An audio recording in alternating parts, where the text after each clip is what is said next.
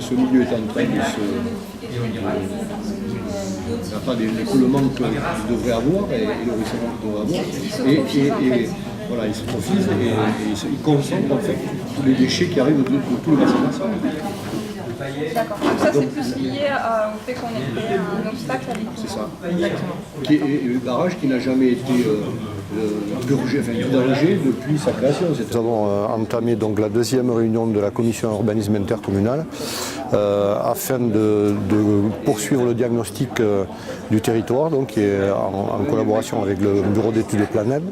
Le bureau d'études a fait un premier diagnostic sur différentes thématiques. Il nous a envoyé donc ces documents et aujourd'hui les élus sont en charge de définir quels sont les enjeux les plus importants que nous devons mettre en avant pour définir le PADD en fait. Alors le bureau d'études donc a établi son diagnostic par rapport à des statistiques de l'INSEE tout simplement qui s'arrêtent en 2015 et nous notre rôle aujourd'hui c'est d'arriver à affiner ces statistiques et à les préciser au niveau du territoire et entre 2015 et aujourd'hui de préciser quelles sont les évolutions qui ont été apportées dans le cadre des documents d'urbanisme, des aménagements qui ont été faits.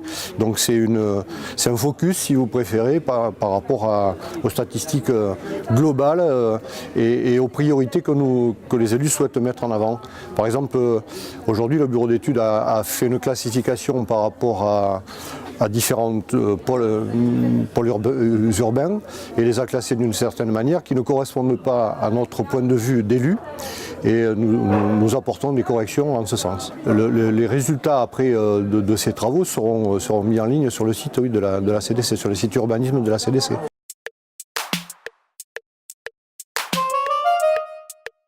Le premier groupe a beaucoup réagi sur la carte et a été attiré par les petites étoiles qui traitaient des entrées de ville. Donc on a beaucoup échangé sur les entrées de ville. On a corrigé un certain nombre d'éléments, on a défini ces notions d'entrée de ville traditionnelles, économiques, etc. On fera une synthèse ensuite de tout ça, parce que je vous l'ai dit tous après, individuellement, je ne rentre pas dans le détail. Sur le premier groupe, on s'est rapidement rendu compte que 40 minutes ça passait vite. On avait parlé beaucoup de ça, mais que c'était pas forcément, même s'il y avait des enjeux, c'est pas forcément non plus l'enjeu principal. Et puis vite on a pu parler mobilité, on a eu très peu de temps, et là on a senti, nous, très rapidement que voilà, la mobilité, il fallait en parler. Donc le groupe suivant, on a commencé par la mobilité. Donc on a exposé un petit peu ce que le groupe précédent avait dit. Donc, sur la mobilité, tous vous avez été d'accord pour dire qu'il y a quelque chose qui se joue au niveau de l'accessibilité des gares, de la gare de Céron, de la traversée de la Garonne. Donc, il a été envisagé d'utiliser le parcours qui existe et puis d'améliorer, de voir comment on va l'aménager, de créer peut-être quelque chose avec des passerelles, autre chose. Enfin bon, voilà, il faut avoir une réflexion là-dessus. On a parlé accessibilité au collège sur un groupe, mais sur les autres groupes, comme on en a parlé, ça n'a pas été retenu comme étant si problématique que ça, parce qu'il y a visiblement un transport scolaire qui peut fonctionner relativement bien. Donc, du coup, à voir, ça apparaît sur la carte, mais voilà. On a, sur un autre groupe, sur la mobilité, sur tous les groupes, on a parlé mobilité, déplacement doux.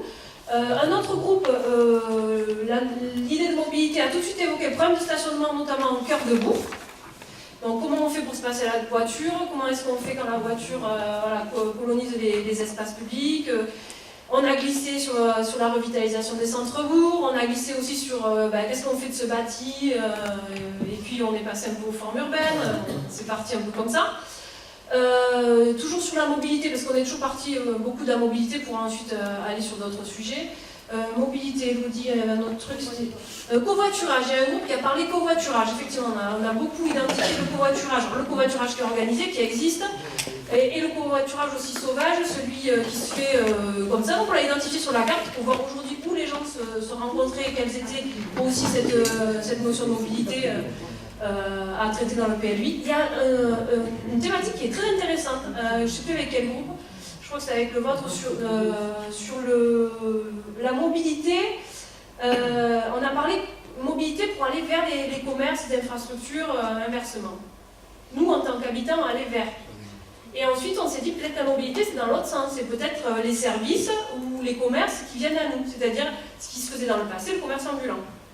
Il en existe, pas beaucoup. Est-ce que sur une partie du territoire, la mobilité, c'est pas ça, l'accès aux services, le cadre de vie, etc. Est-ce que c'est pas ça aussi? Donc on a discuté aussi un petit peu de ça. On a donc covoiturage et puis voilà, mobilité, c'est à peu près, on a parlé bon, voilà, de ça. Quoi qu'il en soit, sur tous les groupes, on a bien senti que la mobilité, on va en reparler. Donc il y aura un atelier spécifique sur le PADD parce que là, clairement, il y a des choses importantes à inscrire dans votre projet. Nous, sur notre groupe, on parlait aussi paysage, on a parlé pas mal donc, entrée de ville, sur le premier groupe, on en a moins parlé ensuite, mais on a identifié des enjeux, quand même des qualités d'entrée de ville, la notion de première perception que l'on a de vos communes, de vos bourgs, donc ça, on en a discuté. Certains nous ont fait part de ce qu'ils ne voulaient pas, notamment des entrées de ville disgracieuses, notamment liées aux zones d'activité. Alors ça a été clairement dit par des membres de groupe. Ça, on n'en veut pas, ou on n'en veut plus, ou on veut que ce soit corrigé.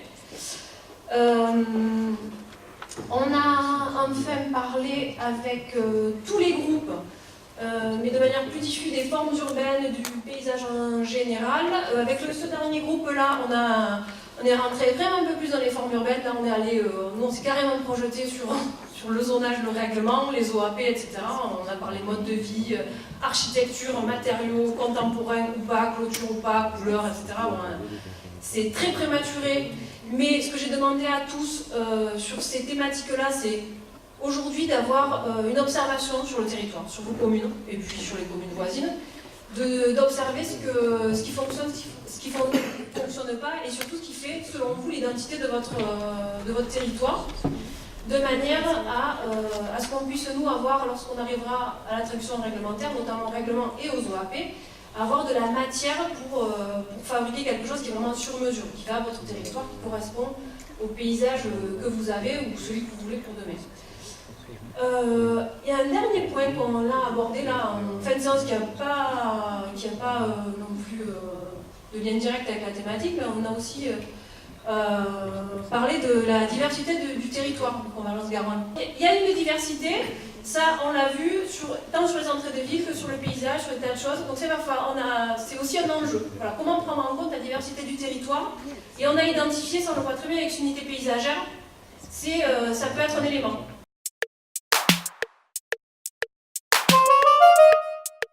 Par rapport à la dimension de l'eau, une vision globalement positive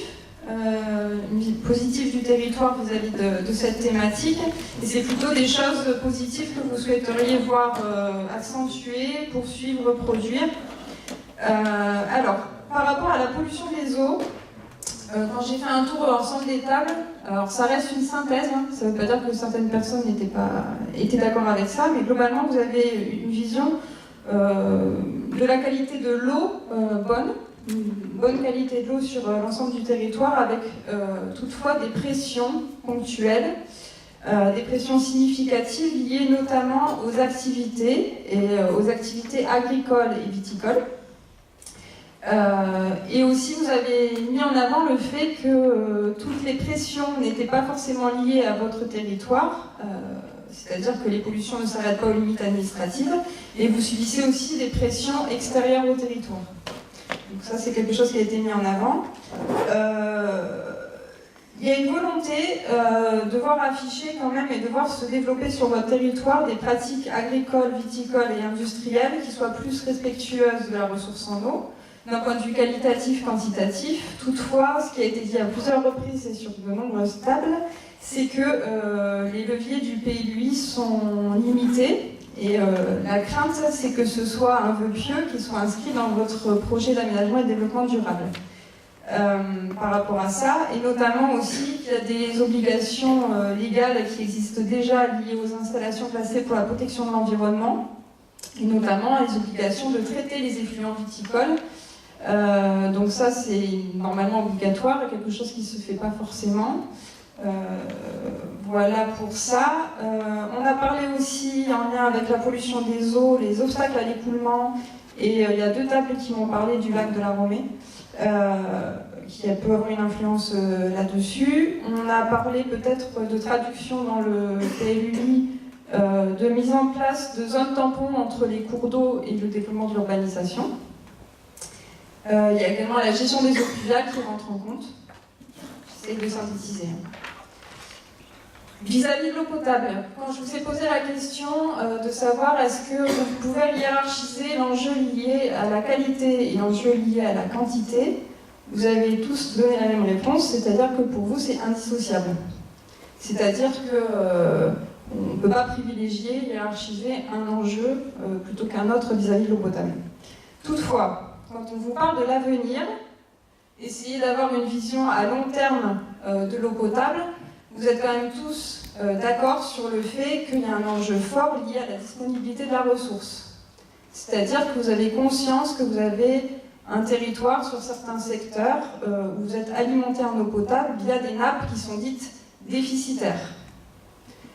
Les enjeux qui en sont liés, c'est de réfléchir au développement de l'urbanisation en fonction de la disponibilité de la ressource. C'est-à-dire de corréler les deux, et ça fait écho notamment au SCOT, qui met en place une prescription vis-à-vis de ça. Toutefois, il y a également 3 autres leviers qui ont été mis en avant lors des tables. C'est également la notion d'interconnexion entre les syndicats, de vision globale et partagée de la ressource. Ça a été mis en avant. Également, vous avez tous été d'accord, toutes les tables, sur la mise en place d'un objectif de récupération des eaux pluviales sous condition, c'est-à-dire que vous êtes d'accord pour l'obliger sur des opérations d'aménagement d'ensemble, des grandes opérations collectives. On a parlé des projets liés à des permis d'aménager, également les équipements en public. Et ensuite, on a parlé également, alors ça c'est extérieur au PLUI, mais c'est un enjeu qui est important, c'est le renouvellement des réseaux et l'amélioration des rendements. Concernant l'assainissement, assainissement des eaux usées, si je dois faire une synthèse, c'est que globalement, vous ne souhaitez pas que l'assainissement, le mode d'assainissement soit un frein au développement de l'urbanisation. C'est-à-dire que vous êtes d'accord pour... il y a 2 tables qui étaient notamment d'accord pour privilégier le développement de l'urbanisation sur les secteurs qui sont raccordés au collectif, mais également vous êtes tous d'accord pour dire qu'on ne va pas figer les secteurs qui ne sont pas raccordés au collectif. C'est-à-dire qu'on va permettre un développement avec des filières individuelles, voire des micro-stations, sous conditions. Sur les secteurs qui sont raccordés au collectif, il y a certaines communes qui ont des stations d'épuration qui sont vieillissantes, qui sont en limite de capacité, voire non conformes en termes de rejet. Et vous êtes tous d'accord pour dire qu'il y a une nécessité de phaser le développement de l'urbanisation en lien avec tout ce qui est travaux de renouvellement ou d'augmentation de la capacité de la station d'épuration. Pour vous, il y a une bonne connaissance globale du risque d'inondation sur votre territoire. Toutefois, il y a quand même les secteurs qui sont liés aux coteaux qui ont à chaque fois été mis en avant, et notamment les menaces qui pèsent sur la destruction de haies sur ces secteurs. Donc une nécessité peut-être de permettre la replantation de haies. Ensuite, on a parlé de non-imperméabilisation des zones d'expansion des crues, d'entretien des ouvrages.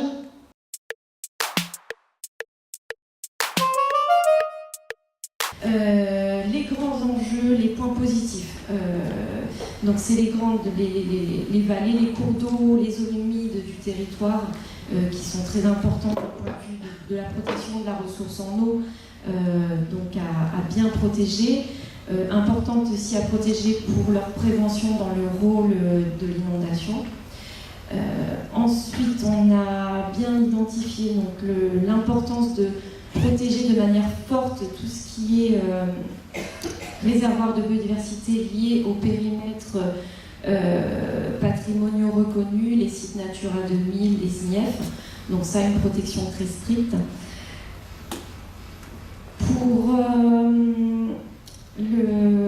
Donc il y a peu de crainte par rapport à cette cartographie TVB, peu de crainte par rapport au projet d'urbanisation. Globalement, c'est des espaces naturels qui sont bien reconnus, donc il n'y a pas trop de conflits à venir, sauf éventuellement quelques projets au niveau de, on a noté les chambeurs d'ILAT, il y a des projets d'extension de carrière, mais voilà, qui sont déjà à un stade assez avancé.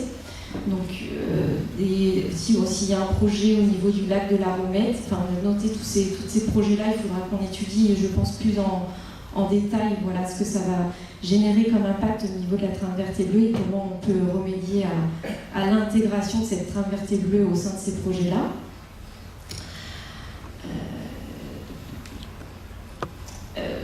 Par rapport aux énergies, alors on a noté donc des participants qui sont plutôt favorables au développement des énergies renouvelables, que ce soit plutôt pour le photovoltaïque, mais sous réserve que ce soit des projets avec des impacts environnementaux et paysagers, on va dire, pas maîtrisés, mais en tout cas étudiés et réfléchis.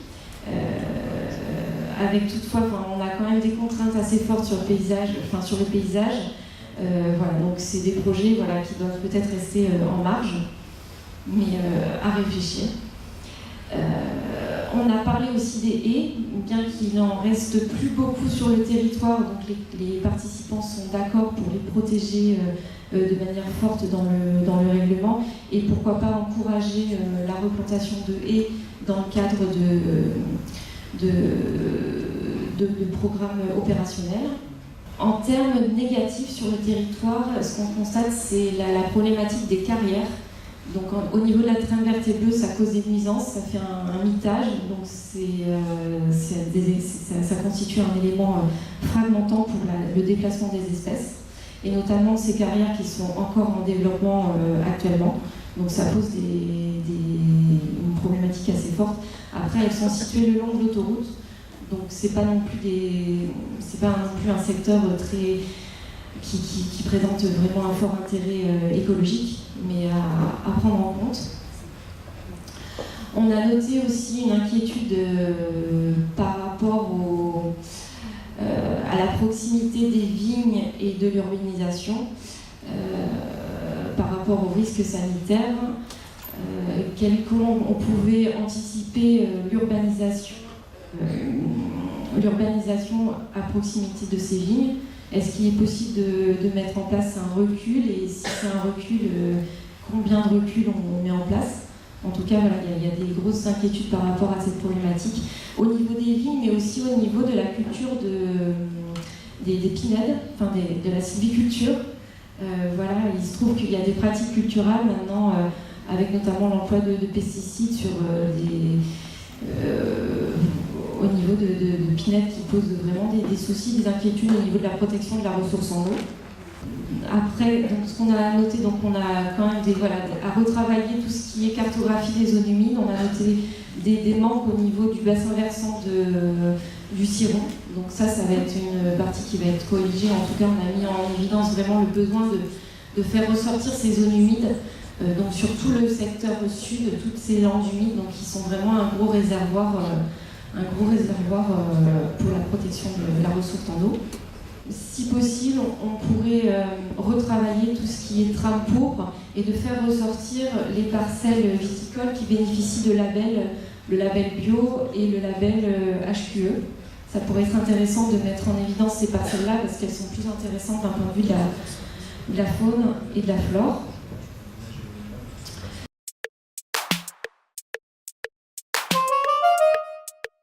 Donc l'armature urbaine. Alors l'armature urbaine, globalement, on est revenu à peu près à la méthode du SCOT avec quelques petites différences. Donc le niveau 1 est le même. Le niveau 2 serait composé... c'est une proposition de synthèse, mais c'est pas la fin forcément. Hein. On en débattra peut-être encore de longs mois. Donc le niveau 2, ça serait donc les pôles relais du SCOT, Barsac, les 4 pôles relais du SCOT sur 6, Barsac, Portet, Landiras et Prédignac. Il y aura un niveau 3 dans lequel redescendrait sur Paillé, peut-être Rions, c'est pas sûr, associé à Ilaz, Arbanas, Lopiac, Sainte-Croix, de Mont, j'arrive pas à me relire, voilà, Virlade, et auquel on associerait l'Estiac, Pujol et Saint-Michel-de-Rieux. Et puis les communes rurales derrière.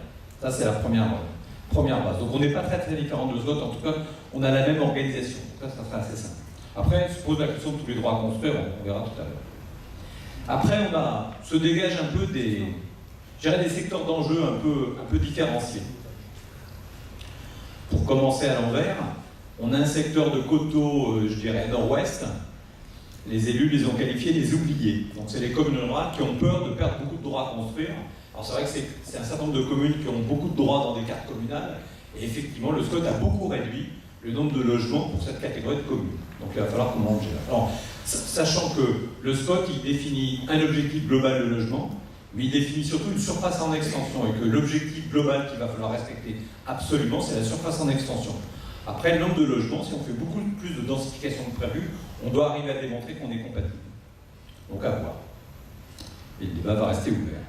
Le deuxième grand secteur, c'est le secteur central, que moi j'ai qualifié de secteur à compacité, à renforcer.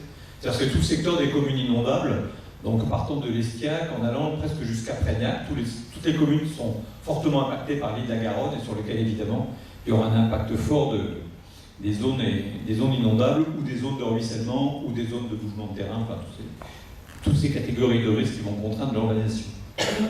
La troisième zone, qui était assez floue suivant les groupes, qu'on pourrait qualifier de la zone de développement. Donc, au début, on est parti d'un triangle qui partait d'Ilaz et de son échangeur, et qui avait comme grand côté, je dirais, la Garonne. Hein, donc ça partait à peu près de